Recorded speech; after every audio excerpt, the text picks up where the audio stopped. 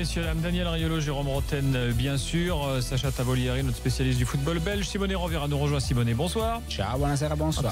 Attention, j'annonce également la présence de Philippe Auclair en direct de Londres. Philippe, bonsoir. Qui vous salue bien. Celle Philippe. de David Lorto, qui lui, bien sûr, est à Leipzig comme d'habitude. Salut David. Salut Et messieurs, salut à tous. profil bas. Quelle Très- nouveauté. Fred Hermel Eh oui. également est là. Salut Fredo. Oh la Ticos. 2 clubs en 8e seulement, ça va lui faire tout drôle. Hein. Alors, Putain, les messieurs, les drôles de dames, Oh la enfin, vache. mesdames, les drôles de dames, je vous demande qu'est-ce pour qui se l'instant, passe si vous le voulez bien, pendant quelques minutes C'est la encore, crise. de la fermer. Oui, si vous en êtes capable, merci de la fermer. Pourquoi je pense pas que ce soit les drôles de dames les plus compliqués à ce niveau-là. Alors, pas faux. Parce qu'on a quand même une petite évaluation PSG à finir avec Bakary au 32-16. Bakary, bonsoir. Bonsoir à tous. Pierre Salut, Carré, Bakary. Taulier, Casper, Salut, Baki. pourquoi pas moi et autres boulets. Tu nous dis quoi ce soir sur l'évaluation? On t'écoute. Alors, pour moi, gros point négatif du PSG, top flop, je dirais même, c'est Kurzawa. Alors lui, je n'en peux plus. J'avoue que je ne sais même plus comment l'évaluer, étant donné que c'est même plus pour moi un joueur. Sur le terrain, il est complètement inutile. C'est un peu mon Casper et mon flop, en fait. J'avoue Très bien. que... Qui revient souvent. Hein. C'est Evra avec 10 ans de moins. C'est Kurzawa. Oui, je ne sais pas si c'est avec 10 ans de moins. Je pense qu'il a autant de... Je sais pas, sur le terrain, il Oui, joue aussi mal. Donc, Tu vois, tu dis c'est Evra avec 10 ans de moins, mais je suis désolé, mais ce soir, si tu fais, il n'y a même pas les 10 ans d'écart, parce que justement, c'est ça que je veux dire. Il n'attaque pas une fois, Bah, c'est il ce que je veux dire. s'en Bah, c'est exactement ce que je voulais Ouais, dire. En fait. j'ai quand même un taulier là, parce qu'on a beaucoup parlé de Kurzawa. Dites-moi un mot d'Areola Oui. tout de même. À un moment. Ah, Daniel, là je le laisse, Daniel, qui l'a traité de passoire Mais souvent. quoi, il était pas passoire l'année dernière. Non, ça va, tu vois, regarde. Mais c'était pas une passoire l'année dernière. Non. Tu mettais un Vas-y. tir cadré, il y avait but, Vas-y. il a été excellent. Voilà. Et depuis le début de la saison, il est très bien. C'est vrai. Voilà. Et d'ailleurs, je voulais aussi dire On que progresse. on Tu sais, a eu C'est la parce qu'il est chance. dans mon équipe, mon petit gazon. Oui. Un de plus. Tous les mecs qui sont dans ton équipe Petit Gazon sont tous forts. Ça, Exactement. il faut le dire. Je voulais dire qu'on a eu de la chance parce que Verratti, je l'ai trouvé plutôt pas mal. Il nous a sauvés pendant un moment. Je pense que pendant les 30 minutes où on a été très nuls, C'est le milieu de terrain qui a été au-dessus. c'est exactement ça. Et Ouais. un milieu de Qu'est-ce qu'il va terrain qui encore était râler après l'arbitre ce d'ailleurs soir? Ah, mais il a besoin de Non, ça. mais il Gilbert. expliquait des choses. Il voulait des d'ailleurs- cours. On t'a demandé de la fermer pour l'instant. Demandé une adresse pour aller manger à Bruxelles. Voilà, Après, les moules. Pour le coup, je ne sais pas si tu as vu ce qui s'est passé Il aime à les Manchester moules, hein. City, mais les joueurs en fait autour de Kevin De Bruyne qui voulaient aller parler à l'arbitre l'ont repoussé en disant, et lui criait let me talk, laissez-moi parler. Il faudrait des gens comme ça à Verratti pour qu'il parle un petit peu moins. Oui, mais à Oui. lui, ils ont tous un peu essayé. Il s'est ça marche bien jamais. tenu, je trouve que quand même ce soir il s'est bien tenu. L'arbitre, voilà, je l'ai pas trouvé excellent non plus au début du match. Hein. Il a pas fait preuve il a pas fait une grande Un dernier prestation joueur que tu non voulais plus. citer, Bakary? Oui, alors un dernier joueur, ce serait plutôt l'attaque en fait. Je trouve que l'attaque nous sauve beaucoup. Et sauve les apparences aussi parce que je trouve que le fond de jeu n'y est pas. Romain l'a très bien dit et Daniel Riolo a été à 100% avec. J'ai trouvé qu'il était excellent au début dans son analyse. C'est qu'on Que au début, ouais. on sait pas. Non, jusqu'à la fin d'ailleurs. Ça m'a surpris, mais ouais, on sait pas ce qu'on va avoir face à une grosse équipe. Hein. Si on joue comme ça, les 30 premières minutes face à une grosse équipe, on va boire la tasse complète. Bakary, merci pour l'évaluation. On clôture là le dossier Paris Saint-Germain. Attention, je convoque maintenant Philippe Auclair et David Lorto. Un mot du deuxième match du groupe du PSG, le Bayern qui bat le Celtic 3-0. David? Eh ben, le Bayern a un peu changé quand même, Gilbert. Figure-toi, par rapport à l'époque très récente d'Ancelotti, le Bayern a été solide ce soir en s'imposant 3-0 avec une belle première mi-temps. Ensuite, un peu plus relâché, un peu plus en contrôle, des erreurs, un petit peu de déconcentration en deuxième période, même si le troisième but a été marqué en début de deuxième période. Mais le Bayern est un peu en convalescence, quoi. Hein. C'était une victoire attendue, c'était une victoire logique. Et ce qui est de nouveau aussi, on a repéré cette solidité nouvelle par rapport au match précédent avec Carlo Ancelotti, mais il y a aussi une autre nouveauté qu'il faut repérer, c'est que Jupp Heynckes s'appuie sur une équipe qui ne change plus. Il a reconduit le même 11 ou quasiment que le week-end dernier contre Fribourg, et ça c'est nouveau, hein, parce que Ancelotti était très adepte du turnover, remplaçait beaucoup de joueurs d'un match à l'autre, et là on s'est retrouvé avec une équipe très stable, avec Hummels, Boateng par exemple en défense centrale, ce qui est on ne peut plus logique, avec Thomas Müller qui a marqué un but Et quand vous faites confiance à Thomas Müller, eh bien, quelque part, il vous le rend aussi. Et s'il retrouve, lui, sa confiance, ça fera du bien à ce club. Avec Arjen Robben aussi, le grand ancien qui était là et qui aussi répond présent. Donc, Heynckes s'appuie sur ses certitudes passées. Et pour l'instant, ça va bien pour le Bayern depuis qu'il est arrivé. 8 buts marqués, 0 but encaissé. Philippe, un mot à dire sur le Celtic ? Pas vraiment. Très bien. On n'a pas beaucoup de temps, gardons-le pour des choses où il y a plus à dire. Je convoque donc maintenant Philippe Auclair et Simone Rovera de Chelsea-Roma, match du soir. 3-3, mon petit Simone, avec Dzeko qui nous a mis un. Oh là là, un but but longtemps qu'on l'avait pas vu en forme à ce point, le Dzeko quand même. Il a marqué 29 buts en Serie A la saison dernière. Donc après, sur la scène européenne à ce niveau, c'est vrai qu'il fallait avoir des gros matchs. On est en soirée Ligue des Champions, on n'est pas soirée petit championnat. Ouais, c'est ça. Et il manque le but de son but du hat-trick. Ça aurait été vraiment un hat-trick en plus, mais d'un souffle. Son coup de tête qui passe juste à côté du poteau de Thibaut Courtois. Et je crois au moins, je ne sais pas si Philippe tu es d'accord avec moi, que si la Roma sortait avec 3 points, elle n'aurait pas volé ces matchs. Je suis d'accord avec toi. C'est retrouvé ce 2-0 pour Chelsea. Peut-être, sans même comprendre pourquoi, elle avait bien démarré les matchs. Je trouve qu'elle avait un bon engagement. Elle a fait des erreurs défensives. Là aussi, il y a eu des turnovers de Di Francesco. Il manque qui derrière? Il manquait pas Manolas, c'est un joueur quand même qui a de la vitesse. Physiquement, je le trouve même beaucoup mieux que Juan Jesus. Gonalon au milieu, mais il a été pas mal. Oui, parce que c'est pas De Rossi qui a joué. C'était pas De Rossi, c'était Gonalon. Mais c'est quand même en dessous de De Rossi. Oui, mais ça a été pas mauvais. Donc même Maxime Gonalon. Franchement, moi je l'ai trouvé très présent dans le jeu, intelligent. C'était bien. C'était vrai. C'était bon. Après, une des Rossi top niveau, je pense que toujours peut donner quelque chose en plus. Mais la Roma a fait les matchs de sa saison, c'est-à-dire autant on l'avait vu en difficulté face à Naples ce week-end, autant elle est allée jouer un bon football sur le terrain du champion d'Angleterre, en dominant sur certains aspects physiques que selon le football de Conte devrait être l'ADN. Il y a des absents. Devrait lui revenir à lui, quoi. Il y avait des absents et des absents Conte veut revenir de marque. Notamment, il y a un énorme quand N'Golo Kanté n'est pas là, ça fait déjà. Quand t'as pas N'Golo Kanté, t'as pas Moses sur le côté droit. Ça fait mal également parce que Zappa Costa, moi j'ai été déçu. J'attendais beaucoup plus de Zappa Costa. Exactement. Moi je regardais, franchement. Non, il n'a pas fait les matchs. C'est un joueur qui découvre aussi un certain niveau. Oui, c'est vrai que la Roma, elle a joué plusieurs fois en Serie A, après jouer en Ligue des Champions. C'est pas tout le temps que tu trouves un but de 40 mètres en ratant un centre, comme il a fait dans les derniers matchs. Mais il faut, du côté de Chelsea, là, je pense que le sujet de satisfaction pour Conte sera le fait qu'il gagne un point. Et également le résultat de l'autre match que vous allez me confirmer de l'Atlético qui est 0-0 à Karabakh. Bah oui, c'est pas génial. Super. En plus c'était 18h, normalement je suis à peine réveillé de la sieste. C'est un petit peu le symbole de la crise que traverse le foot espagnol en ce moment. Attends, 2 clubs en 8e, excuse-moi, les bilans sont vite faits. C'est vrai que c'est catastrophique. C'est pas une grosse semaine. Cela dit, j'attends de choper, donc finalement c'est une bonne semaine. Non, attends, d'habitude t'en mets 3 ou 4 et là t'en mets que 2 et donc on n'a rien le droit de dire alors en fait. Mais si, on n'a rien le droit de dire. L'Atlético qui est d'habitude un épouvantail, il va peut-être passer à la trappe, mais on n'a rien le droit de dire alors. Ils font 0-0 à Airbag quand c'est Saint-Etienne.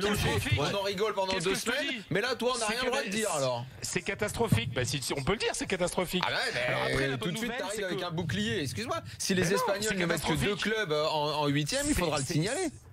On le signale, c'est catastrophique. Et encore. Après, alors finalement, je pense qu'on est plus proche d'un nouveau doublé Ligue des Champions, Ligue Europa, puisque l'Atlético gagnera la Ligue Europa. Il n'y a pas un coup de mou. Ils n'ont pas de réponse là. Il est fort ce frère.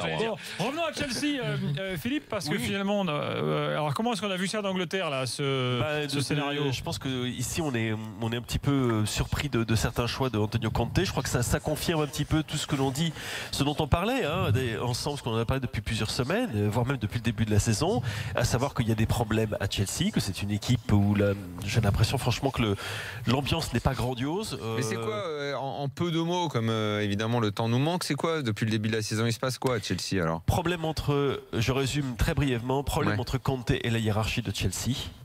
C'est qui la hiérarchie de Chelsea? C'est-à-dire ceux qui représentent Abramovich, Marina Granovskaya et Michael Emenalo. Ouais. Problème entre certains joueurs et Antonio Conte. Encore une fois, on en parlait avec Jérôme l'autre jour. Quand les résultats suivent, les méthodes d'entraînement de Conte sont faciles à accepter. Quand les résultats ne suivent pas, ce qui est le cas en ce moment en championnat, c'est beaucoup plus compliqué et il y a un manque de plaisir dans cette équipe qui me paraît absolument évident. Tu fais la comparaison entre le Chelsea qui a joué contre l'Atlético et le Chelsea qui a joué contre la Roma, c'est le jour et la nuit. Et on sait, c'est un truc que je répète tout le temps, Chelsea ça va super vite. C'est un club dans lequel les choses peuvent tourner vinaigre hyper rapidement et il va falloir se ressaisir très très vite pour Antonio Conte. En Ligue des Champions ça va, hein. Je pense que là tu prends un point, t'as gagné l'Atlético, bon ça va, tu étais en tête de ton groupe, faut pas exagérer. T'as le droit de faire un faux pas encore. T'as le droit de faire un demi-faux pas, je dirais. Mais c'était pas franchement convaincant, c'est moins qu'on puisse dire. Non mais c'est vrai qu'ils sont sauvés Chelsea et pas que sur ce match-là hein, par les individualités. Alors c'est sûr que encore une fois. Ah bah ouais, t'as une frappe fantastique de David Luiz, t'as Eden Hazard qui est décisif. Après fait une petite tête placée dans le petit filet qui est une magnifique. Magnifique, mais c'est vrai que tu sens qu'il y a moins de plaisir à bien défendre. Il le faisait tellement bien l'année dernière. Parce que Conte demande un sacrifice qui est au-delà du normal.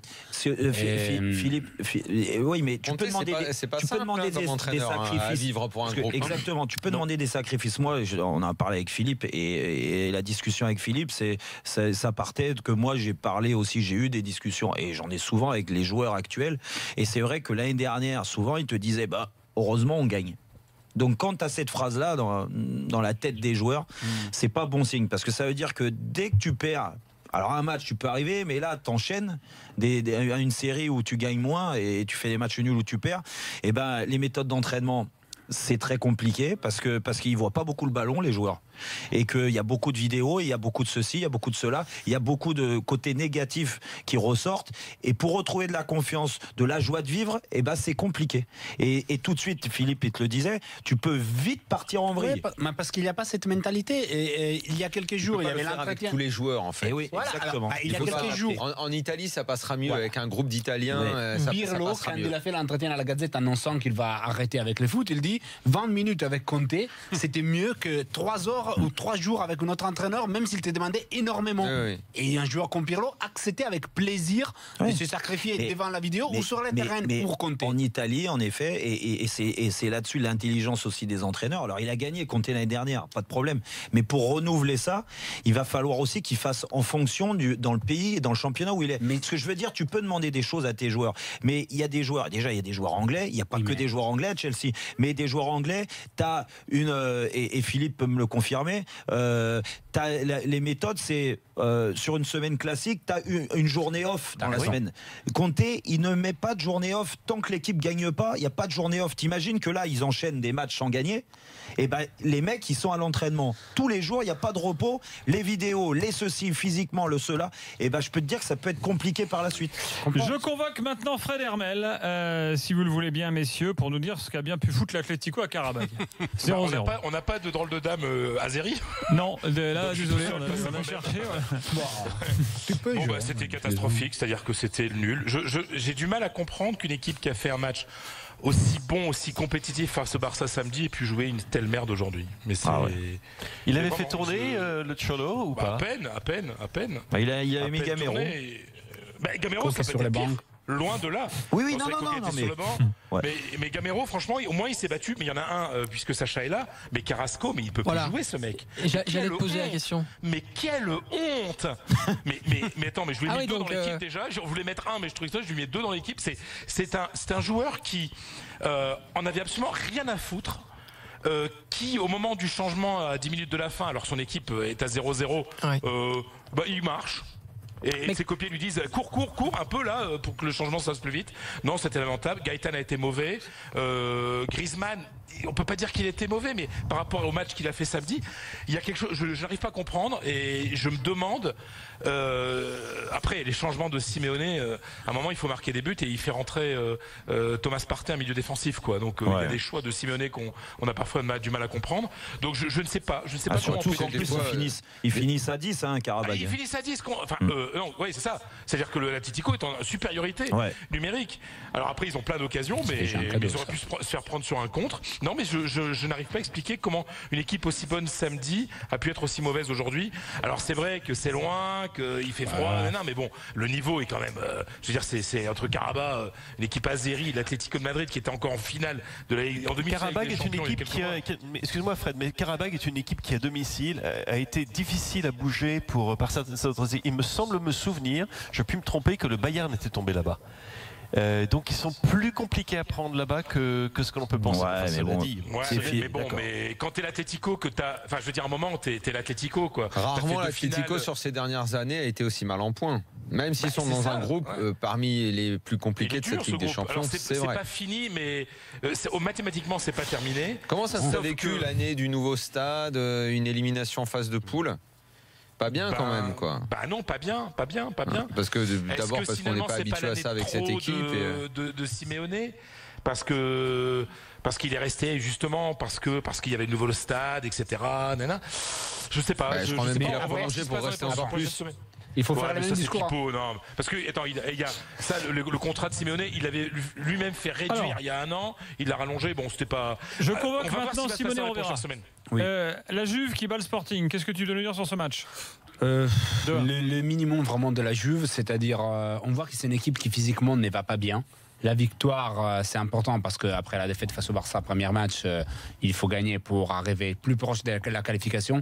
Mais on se rend compte que la Juve, qui a des joueurs physiques importants, puissants, sont pas au niveau. Physiquement, sont vraiment en arrière sont à un mois de retard, je dirais au moins. Et un Higuaín qui se bat mais qui ne trouve pas le but. Dybala encore qui n'a pas supéré cette choc de ne pas jouer 1 minute face avec l'Argentine parce que Messi ne veut pas trop de lui à côté. Et heureusement que Mandzukic est là, qui est un guerrier, qui ne lâche rien, parce que sinon... C'est surtout à table qu'il ne faut pas l'avoir à côté. Si beaucoup. Ah oui. Higuaín, je t'annonce, il faut jouer des coudes, parce que là. Et je convoque à nouveau Fred Hermel, le Barça face à Olympiakos, Fredo. Oh, c'était chiant. C'était trop facile pour le Barça. Mais c'était à 10 pourtant. Non mais attends, les rouges de Piqué, tu me dois l'expliquer là. C'est fou. Mais Piqué il prend un carton et après. Intéressant ce carton rouge. Et après il met la main pour marquer le but. Il prend un autre carton, c'est normal, quoi. Voilà, c'est. Non mais c'est débile de mettre la main quand tu as déjà un carton. T'étais Piqué, t'étais pas un jeune garçon comme celui qui prend le but. Il est plus intéressé par la question de l'indépendance de la Catalogne que par le foot. On sait très bien. Mais en plus on sait très bien que Piqué, c'est un mec qui démarre sa saison au mois de février. On le sait. Et pour conclure, je reconvoque Philippe Auclair. United à Benfica, 0 points Benfica en 3 matchs. Qu'est-ce que tu veux nous dire sur ce match pour conclure? Alors écoute, d'abord de regarder le but qui a permis à Manchester United de repartir avec 3 points, qui est assez cocasse, même si le jeune gardien du Benfica est un joueur de très très grand talent qui promet beaucoup. Plus jeune gardien de l'histoire en Ligue des Champions, si je ne me trompe pas. Tu as 18 ans, je crois. Et je vais vous dire une chose, c'est un match que j'ai suivi d'un œil et j'ai parfois regretté de ne pas être borgne. On va s'arrêter là-dessus. Merci les drôles de dames. Merci à tous. Sacha, merci également d'être passé. Merci beaucoup. Fini l'émission. Non, dans quelques non, il reste 10 grosses minutes là, mais j'ai encore plein d'infos à partager avec vous. 4-0 pour le PSG. On était en pleine forme pourtant ce soir. Non, mais c'est bien, ça a été bien organisé. Ce système de convocation me plaît beaucoup, je vais le refaire. 4-0 pour le PSG à Anderlecht, 3-0 pour le Bayern face au Celtic, 1-0 pour United à Benfica, 2-0 pour Bâle au CSK, 0-0 entre Karabakh et l'Atlético. Chelsea-Roma 3-3, le Barça bat Olympiakos 3-1, la Juve bat le Sporting 2-1. Merci les gars, à tout de suite dans l'after, on va parler de PSG.